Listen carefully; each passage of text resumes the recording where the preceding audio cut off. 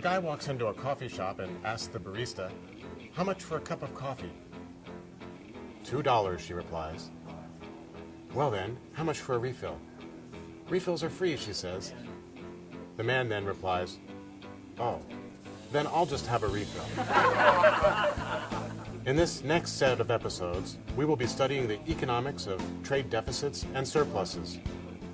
Of course, we will define the concept of trade deficits and surpluses, but we will also explain, using some simple examples, the situations in which trade deficits and surpluses will naturally occur. Later on, we'll discuss how government policies can directly manipulate deficits and surpluses, and we will have a frank conversation about the role of trust in trade deficits and surpluses.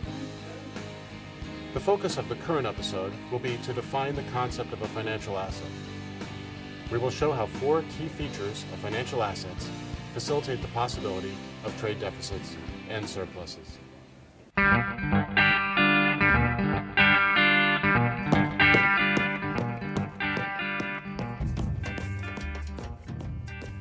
But before we jump in, we should define trade deficits and surpluses.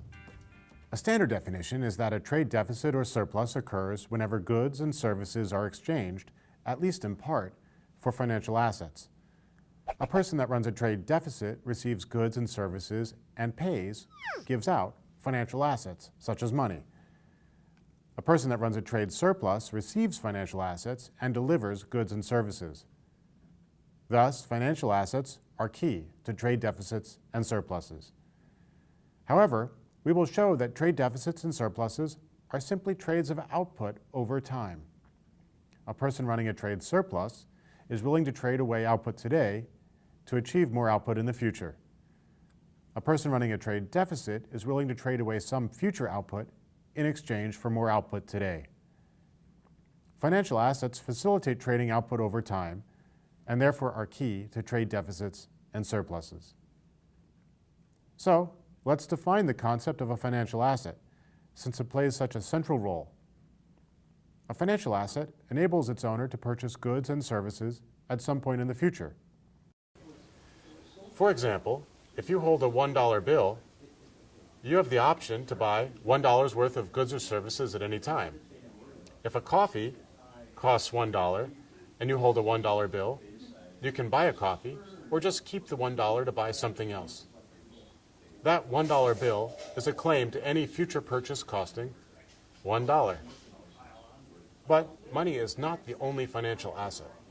Silver and gold can also be thought of as financial assets.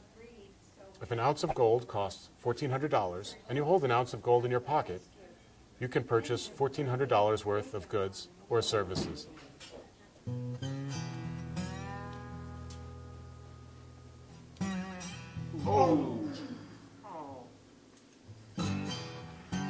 If you win a poker game and the loser has to write you an IOU, that IOU is also a financial asset, since it entitles you to future goods or services or money from the loser.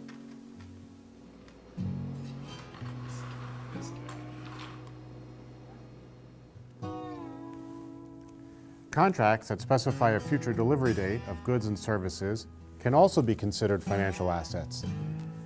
The holder of the contract has a claim to a future good or service. Financial assets are characterized by 4 properties. First, financial assets keep records.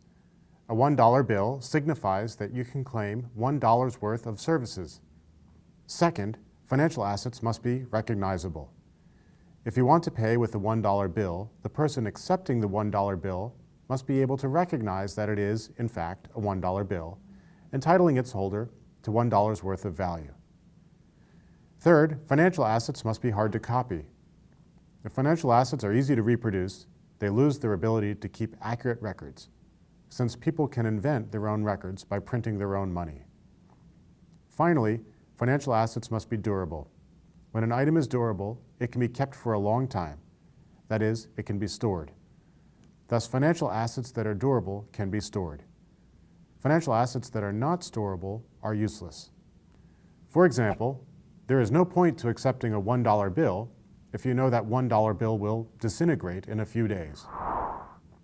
If a good has these four properties, it can serve as a financial asset. For example, in historical prisoner of war camps, cigarettes served as money. Besides the fact that the number of cigarettes served as record-keeping, cigarettes were universally recognized, hard to reproduce, and were relatively durable, and less smoked. Unlike cigarettes, financial assets are also typically intrinsically useless, meaning they serve little purpose other than to keep records of transactions. After all, you would not want to eat a $1 bill.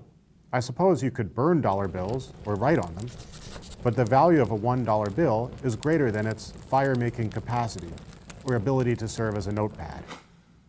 The same applies to gold. Its value comes from the fact that it is recognizable, hard to reproduce, in this case find, and it keeps records. It does not have very many industrial or practical uses that cannot be performed by a substitute. So, that brings us to an important question. Are governments the only agents capable of creating financial assets, other than, say, gold and silver? Absolutely not. Contrary to what many people believe, private citizens have the capacity to create financial assets. Although the government has a monopoly on the printing of money, anyone can write an IOU or a forward-looking contract at any time, and those IOUs and contracts serve many of the same roles as money.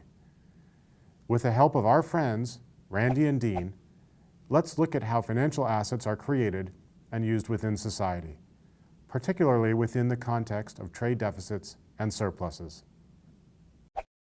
Remember that a trade deficit or surplus occurs whenever a good or service or a collection of goods and services is exchanged, at least in part, for financial assets.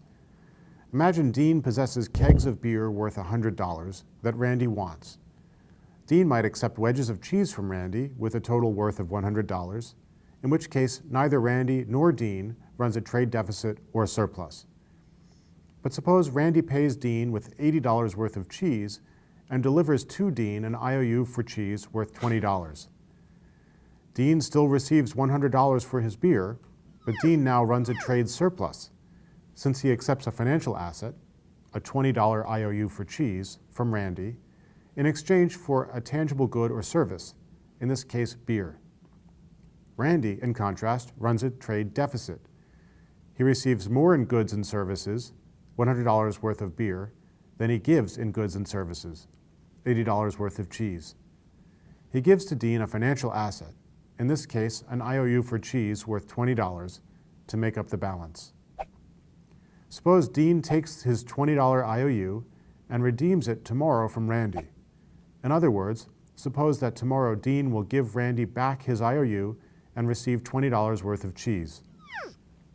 Then the original trade proposed by Randy to Dean can be thought of as follows. Today I, Randy, receive $100 worth of beer. You, Dean, receive $80 worth of cheese today and $20 worth of cheese in the future, in this example, tomorrow. The financial asset that keeps track of the fact that Randy is to deliver cheese in the future to Dean is the IOU. The IOU thus keeps records. It is durable. It is stored until at least tomorrow. It is recognizable. Randy agrees to give Dean $20 worth of cheese tomorrow. And presumably, it would be hard for Dean to fabricate. This example illustrates perhaps the key reason that financial assets are so important to society. They facilitate trade over time. The example shows that as private citizens, we have the capacity to create financial assets. Perhaps the only key difference between money as created by the government and an IOU as created by a private citizen is recognizability. Everyone knows what a $1 bill looks like. Not everyone may recognize the validity of Randy's IOU. Hang on! How can Randy and Dean trade goods over time if those goods are perishable?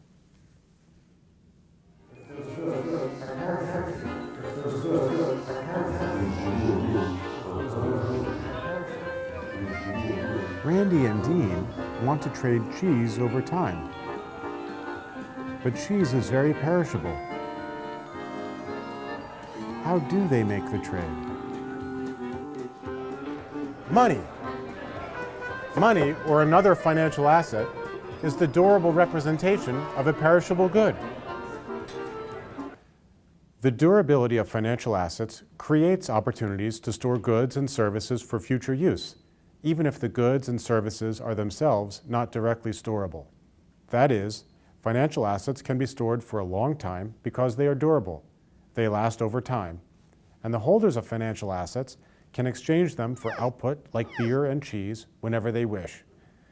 In other words, financial assets that are stored over time are almost equivalent to kegs of beer and wedges of cheese that are storable. The key difference is that the financial assets are durable and can be stored, and the kegs of beer and wedges of cheese are perishable and cannot be stored. Returning to the example, suppose Randy's cheese becomes rancid very quickly, and Dean likes to eat cheese.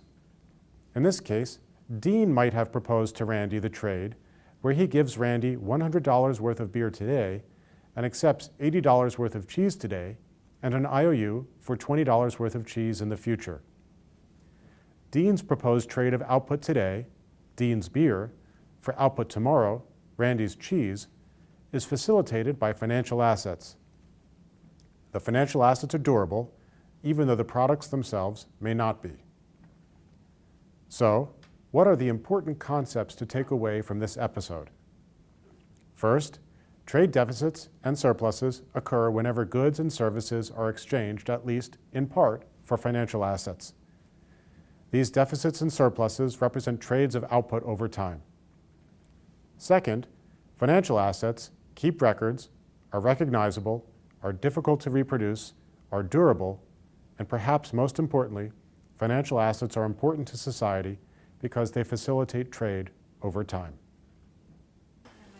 In the next episode, we'll work through two simple examples that show the prevalence of trade deficits and surpluses in society. We'll emphasize that financial assets allow output to be stored over time, even when output is not directly storable. And as was the case in this episode, in the next episode, financial assets are key to the ability to run trade deficits and surpluses.